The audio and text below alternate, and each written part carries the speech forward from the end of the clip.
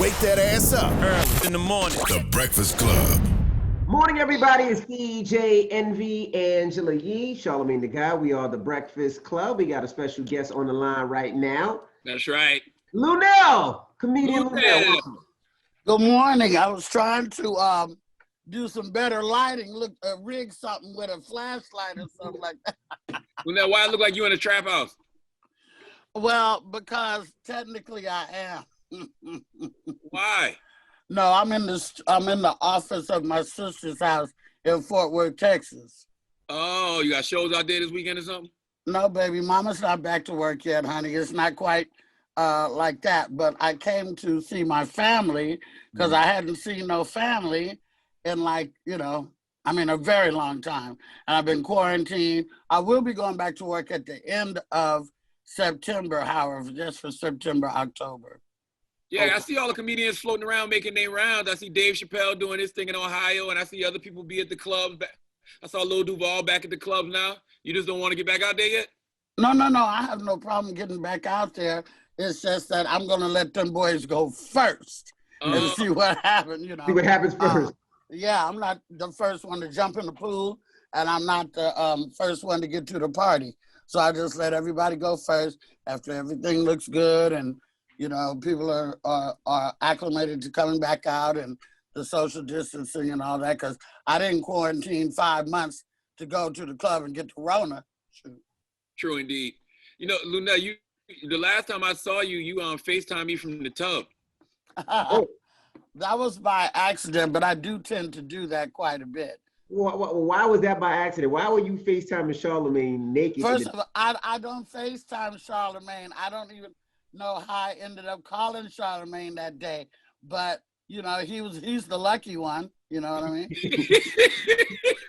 But Charlamagne, did y'all hang up or did y'all have a conversation? You told me that you got a friend named Charlene or something. Yes, I touched it by accident. No, he didn't hang up. Would you, Envy? Well, I mean, you're married. So. I'm married, so yes. You already had me. I'm married too. Oh, yeah, you are, Charlamagne. Oh, well. I don't know. We see more of Envy's family than we do of yours, Yeah, so. I don't really put my family out there like that. I don't post my husband either. Why? What's the reason? Oh, well, my reason is because my husband has a very shady criminal background. And I don't want nobody coming on there he is, that fool shot me back in 85. I don't need it. I don't need the smoke. So we just live a very happy life. My husband also he's not a social media guy. He doesn't have Facebook, Instagram, TikTok, none of that. How your husband doing? Because I feel like I saw an interview you did recently where you said his health wasn't doing too well. Yeah, along with that shady background was a drug habit as well. And so now he has a COPD, a breathing condition. And so we just keep our private life private. Plus, I don't want to run off the boys. I'm prone to get entangled at any minute, and I want to keep my options open in case anything happens. Okay, I see. So coronavirus is very serious. You want to make sure that you don't catch it and bring it back to hubby, especially if he's having Never would I ever, even though I did go out on a date the other night. But my husband has always let me be, we don't have an open relationship. I mean, I do, but he doesn't. You went on a date with who? I went on a date with this guy in the Silver Fox Squad. The Silver Fox Squad is these distinguished gentlemen that are modeling troupe, and they're all very good looking, very well dressed, and a lot of them have beards and stuff like that. And I become friendly with the guys, So I came to Texas when I'm living in Texas, so we went out. So what? Did your husband know about that? Does he know about what? That you went out with the Silver Fox. I told you he don't have social media. Wow, so, Luenell. I mean, listen, it's like this. My husband knows I'm flirty. My husband knows I'm friendly. Nobody's kissing nobody right now, so that ain't happening. And ain't nobody kissing, and ain't nobody smashing. And I'm a dinner whore. I'd go out with Charles Manson if he wanted to take me out to dinner. So, It's no big deal. I still come home. Oh, okay. So you ain't put none of that WAP on the Silver Fox. No, I don't have just the WAP. I got the WAP babaloo bop blop blam boom, baby. So I don't want to ruin these guys' lives. I keep all the WAP at home. Now, I seen early on during the pandemic, you were taking it very serious as far as marching and getting out there and really spreading the word what's going on with these young brothers. Why did you find it so, so like you had to do it? Because you were very, very serious, like extremely. Thank you for noticing, Envy. Well, first of all, let's be clear. I don't march, I protest. I don't walk up and down in the streets and get ran over in stampedes and stuff like that. If you're having a rally in one place, I'll go there. And what happened, how it started was after Ahmaud Arbery's murder, I lost it. I just lost it as a mother, as a Black woman. And I went on my Instagram and I just was like, what are we gonna do? This is just, it's at epidemic proportion now. This is a pandemic as well. This is an epidemic. And Black murders of our men and women is like, what are we gonna do? We're just gonna keep putting emojis and scrolling to the next thing. What are we going to do? And Chaka Khan heard me and felt me and actually reached out to me. So on Mother's Day, Chaka Khan and myself and a few others, we sort of had a little rally in the park for mothers who had lost their children to gun violence and stuff like this, whether it be the police or any other type of gun violence. And then after that, I was like, well, I can't just let this be all I do. People would think it's just for photo ops and just to be out there with Chaka. I want to do more. And as time went on and George Floyd and everything, I wanted to go where I would be comfortable. I knew I didn't want to go do one of those dead ends where you lay down in the street. I didn't want to, march. Like I said, I just don't do that. But they had a rally at the Laugh Factory. They have several in Hollywood, which is like my home, for any comedian, even across the country. The Laugh Factory in Hollywood is a meeting place for, like-minded people. So when they had the rally and they closed off 2 blocks of prime real estate on Sunset, I said, okay, this is where I can go. This is where I can go and I'll be safe and I'll be comfortable. And then I had to stop, Envy, because I felt like I really wasn't helping. I was just venting because for the first time, we had throngs of white people eager to listen to what we had to say. That's never happened before. We had sea of white people in Hollywood listening to Black person after Black person after Black person, and that's never happened before. And they were eager to listen, and we were eager to talk because, as you know, we have lifelong, pent up anxiety about this. We didn't just start getting upset about this year or last year or with Rodney King or before that. It's almost like you're born Black with PTSD about murder. So, we just had to get a lot off of our chest. It was therapeutic for us and it was good for them as well. You know what, Luenell, I want you to speak to your relationship with Nipsey Hussle, because I see you show so much love to Nipsey and pay homage to Nipsey so much, and I always wonder, what was your relationship? Well, we didn't really have a relationship. I met him one time on the set of Hustle in the House back in the day. We also carried product at the same record store in the Crenshaw district. I live in the Crenshaw district. I actually live 2 blocks away from where Nipsey was murdered. I used to shop at the Marathon store. I have the clothing. I have the $100 vape. I have a big poster of Nipsey that's autographed, that's been in my living room for over 10 years, back when he was young whippersnapper, young Thundercat with the 2 little braids and stuff like that. Nipsey was somebody who was in the community. Like when I used to live in Oakland, we had a lady named Mother Wright. Mother Wright was in the community. She fed the people. Everybody knew her. I'm sure in Harlem, there's probably somebody like that everybody knows, that you can see what they're doing for the people. And like, we knew that Nipsey could have opened that store up on Melrose Avenue, but he didn't.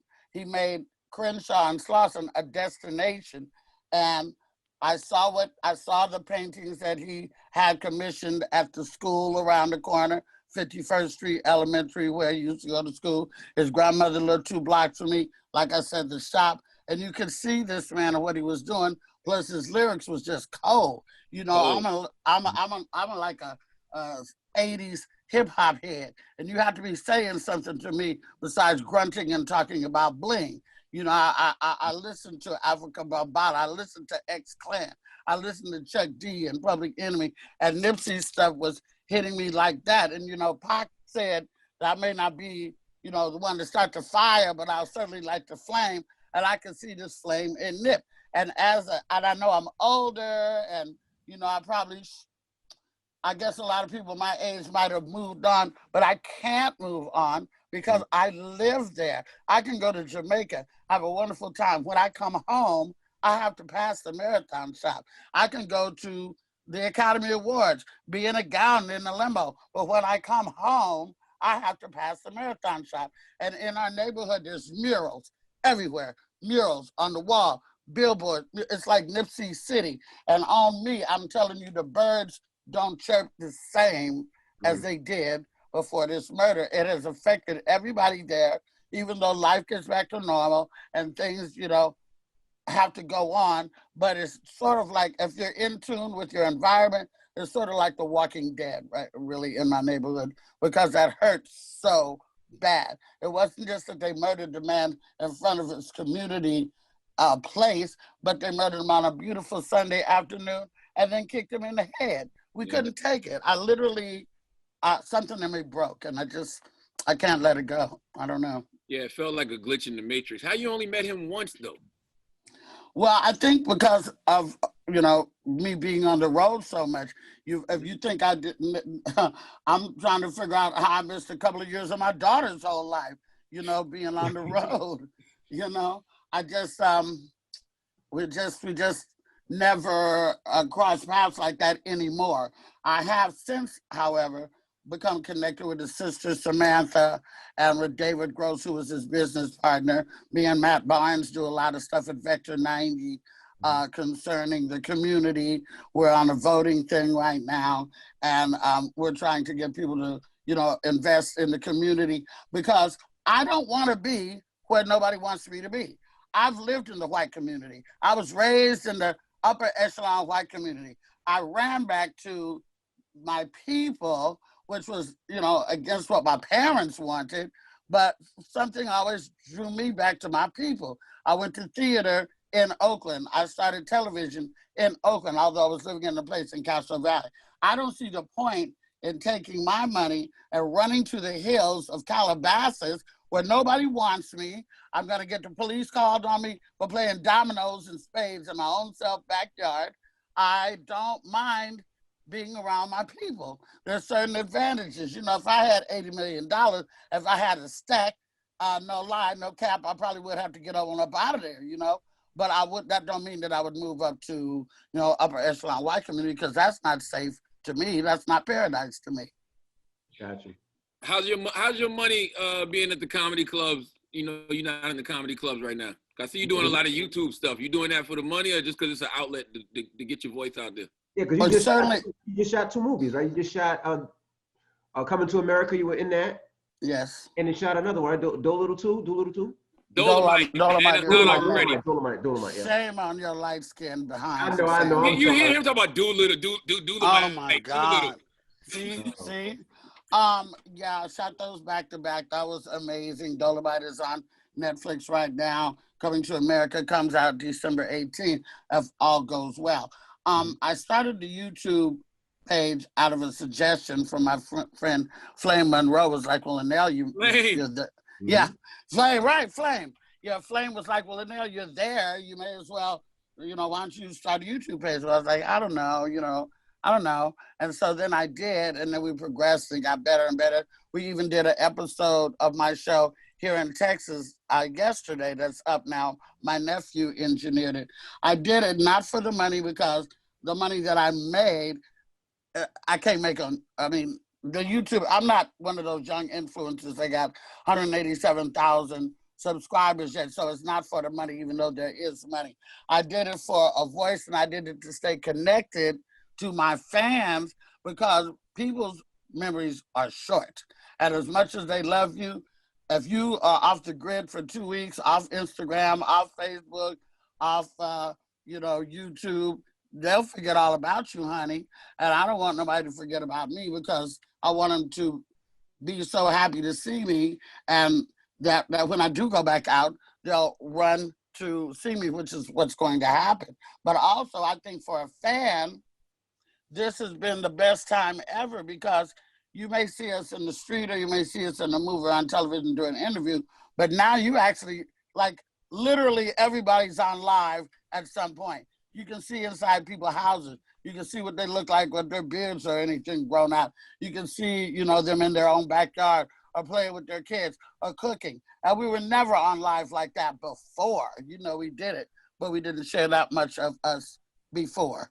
So I think it's a really good thing for the fans right now. How Eddie start fucking with you so hard? Because you did Dolomite and Coming to America. Y'all shot that in the same year, right?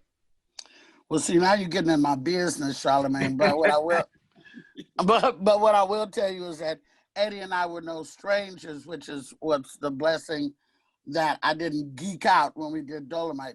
Eddie and I already knew each other. We had been to premieres together. I was very good friends with Charlie, rest in peace. Charlie and I have made movies together, done things together. So we'd taken pictures together. So Eddie and I already knew each other. But I don't think, Eddie may have been the decisive one, but it was really Craig Brewer, the director. I had an audition just like anybody else, but I got 7 callbacks for Dolomite. And they did a regular old school screen test, like they did back in the day, where they put you in the outfit, put you in the wig. And I actually had auditioned for the part of Queen Bee, Lady Reed, but that part went to Divine Joy Randolph, which I think was good casting, because I liked her in that, and I liked me as Rudy Ray Moore's aunt. Well, because I had auditioned so many times for Craig and had a good rapport with him, he knew what I could do, so he threw me in Coming to America, and I didn't have to audition for that, which the moral of that story is, don't be a dick. That's right. Okay? That's right. That's the moral of that story. Be somebody that people want to work with. Be somebody that when they see your name on the call sheet, people get excited. Be somebody that, they do favors for you at catering, craft services. Absolutely. Be somebody that people want to see. Don't be a dick, because you can be as talented as you want to be. There ain't nobody going to want to mess with you if you are indeed a dick. Now, Luenell, how do you stay so relevant with everybody? I mean, the young people love you. It doesn't matter what age group or what color you are, they love Luenell, and you stay relevant. You stay on the road, you stay doing shows, you stay in the clubs when you need to be, you stay on television. And you don't see that with a lot of comedians, but I see that with you. How do you stay relevant and so long? Well, first of all, I'm a little distracted about you talking to me with this screwdriver in your hand. Are you trying to send me a subliminal message, Henry? What's up with that, baby? Is that a screwdriver in your hand? Are you just glad to see me? Or you just happy to see me? Well, I think I stay relevant because I have a 24-year-old daughter who keeps me up on what's going on with, Meg and Cardi and this and that. And because I have that Auntie vibe that everybody really is, everybody loves their aunties. They may not get in love, they may not get along with their parents, but they love their aunties, and aunties are great. And I have 17 nieces and nephews myself, so giving off that auntie vibe is just a natural thing. Plus, I'm a lot of fun. Plus, I do my work. Plus, I came from theater. I'm professional. I show up, and I like to have fun. I like to maintain relationships, because you can sit, like at the beginning of the year, I used to always get a bottle of wine, go through my phone book, just call people and say hi. You'd be surprised how much work you get from that, because nobody might have been thinking about you yesterday, but because you called to say hi today and you didn't want nothing, they say, you know what, I was just talking to Mel yesterday. What about her for this, that, and that? It's maintaining relationships. And then plus the young boys love you because, the blah, blah, blue, blah, blah, blam, bloom. I did that penthouse layout, and that blew everybody's mind because I had a 6-page layout in Penthouse magazine. I managed to do it classy and amazing. You know, I didn't bust it open for, you know, only fan page. My daughter was in college, so I had to do it in a classy sort of way. And then also, you know, I like young folks. They inspire me, and they, you know, they get on my nerves because their mouth is slick, but they're a whole different breed. You know, like you won't find 70% of the kids that are graduating college or not right now are not going to get a job and work for somebody 20 years, get a watch and sit down and be quiet. These kids are starting businesses. These kids don't want to work for nobody. These kids are finding what needs to be branded, and they're branding it. You know, from pasties that strippers may use to tech stuff. There's a lot of stuff out there that these kids are thinking about. And I've talked a lot of trash about these young folks. I've talked about the young comics. I've talked about kids, but I've had to eat my words because they are really, really doing it. And they may very well be the ones that will help get this terrorist out of the White House. I don't know. I hope so. What do you think about Senator Kamala Harris? Well, there's a lot of things to think about her. You know, I'm proud that she's there, whether she was Black or whether she was white. I'm proud she's a woman and that she's gonna hopefully become the vice president. I think the fact that, you know, everybody's on her because she got this white man is a viable thing to think about. But I think if she really puts her job and her passion first, that shouldn't matter. I know that she done put a lot of brothers in jail. There's a lot of people that feel a certain way, but then again, that's her job. I'm hoping that you know, a sister in the White House, you know, she's a very viable force to debate with. You know what I'm saying? She really is. You know, I don't care how straight her hair is. I don't care how white her husband is. That slick mouth and that sharp mind, that's a Black woman in there. And she, I think, could get the job done because Biden is definitely going to need some help. You know, he's the lesser of two evils. He's not without fault either.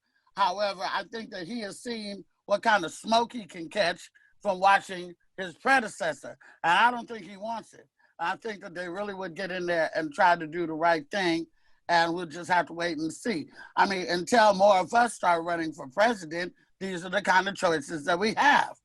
Yeah, I agree with you. I like Senator Harris a lot. I think she's a political change agent. I want to expound on two things you said. Why is it a concern for her to have a white husband? Why do you think?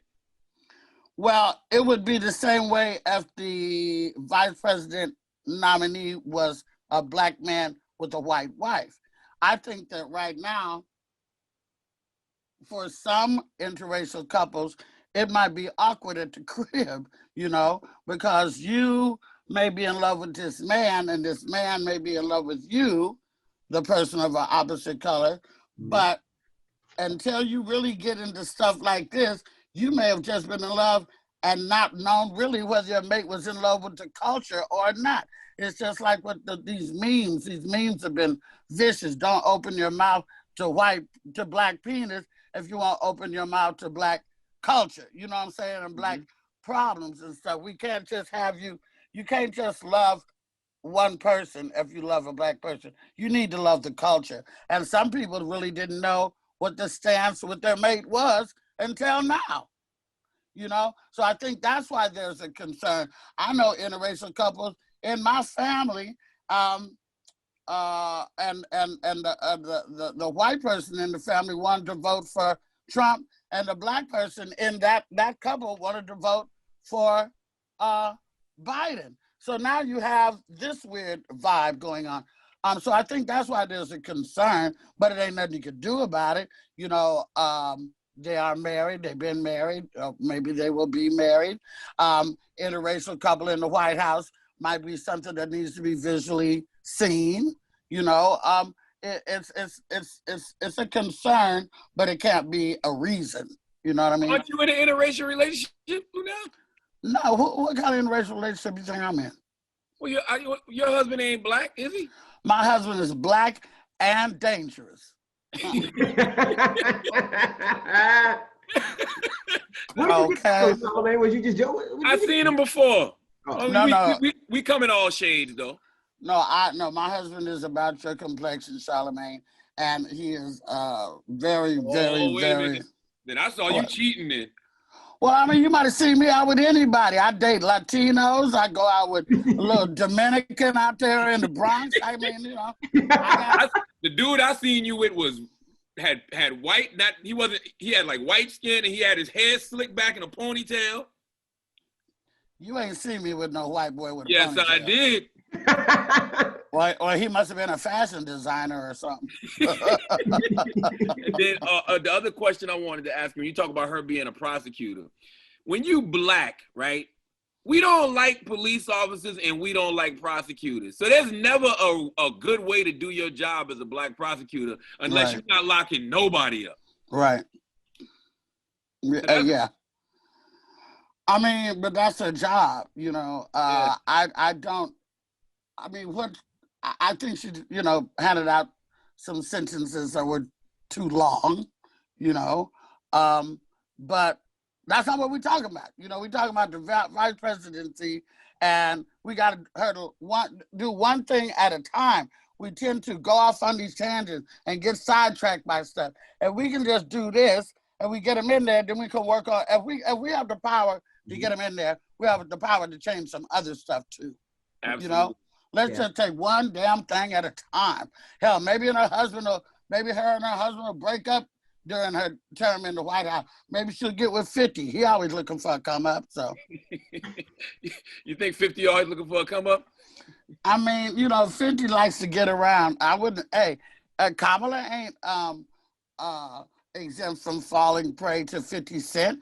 I mean, I've been in his I've been in his aura before. He could get it. You know what I'm saying? You know, you tried to holler at 50 before?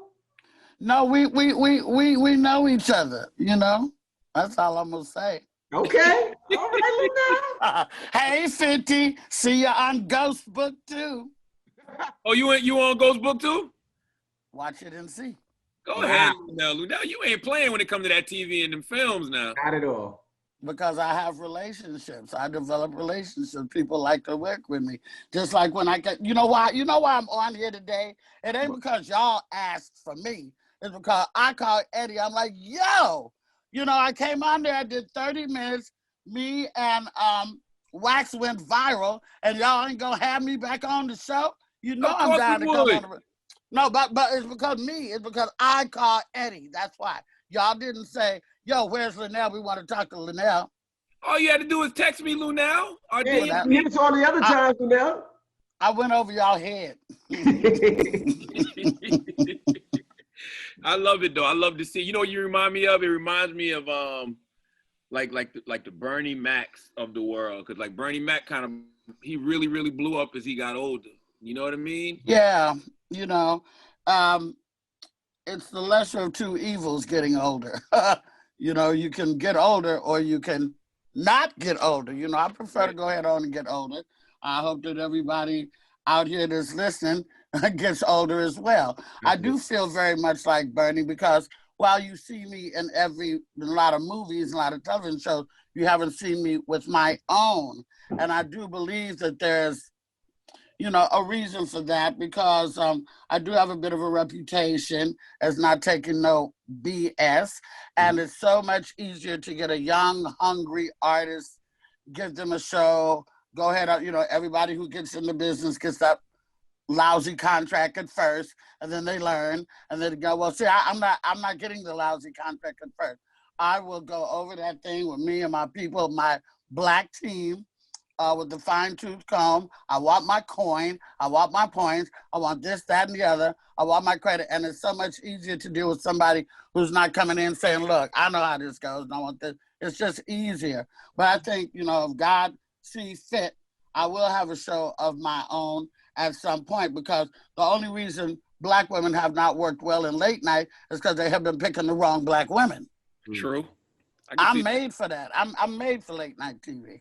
I can't even think who was. It was Monique and who else? I can't think of what other black. Robin Thede and I think that you know Thede. Remember Thede? You remember Robin Thede? Yeah, I remember Robin. She had the BET show. I do. I mean, I know Robin. I mean, I don't know her personally, but I know of her. But yeah, yeah. Well, you know, but everybody don't. So how did you have a whole national television show and nobody still knows who you are? See, it's me. I'm the one. I was made for late night. I was born for this. I don't sleep no way. And at some point, you know, it may happen to me. I just hope that, you know, I don't want it to be 10 years from now, you know. I would, but you can't rush, you know, God's plan. You know what I'm saying? So it's gonna come when it comes, and if it don't, I'll still be out here on YouTube. I'll still be going live from the bathtub. I'll still be getting entangled. I'll still be married, and I'll still be a boss on that stage. You know what I would love to see? I would love to see like a new version of kind of like Golden Girls, right? But with black women, but not a lot of people say that. A lot of people say that. And I would love to see you, Miss Pat, Samore, and Adele Givens. That'll be dope. I would rather see me, Miss Laura Hayes, Adele Givens, and maybe Flame. Flame ain't old enough. How old do you think I am? You better shut your mouth. Don't you But now you over 60. How old do you think Flame is, child? Flame in his like late 40s. I know. Oh my God. Okay. Oh, I'm gonna have to get some of that makeup Flame's wearing. Apparently, it's too early in the morning.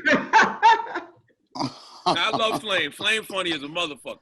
I know, but Flame been around for a long time, and nobody would fuck with Flame though.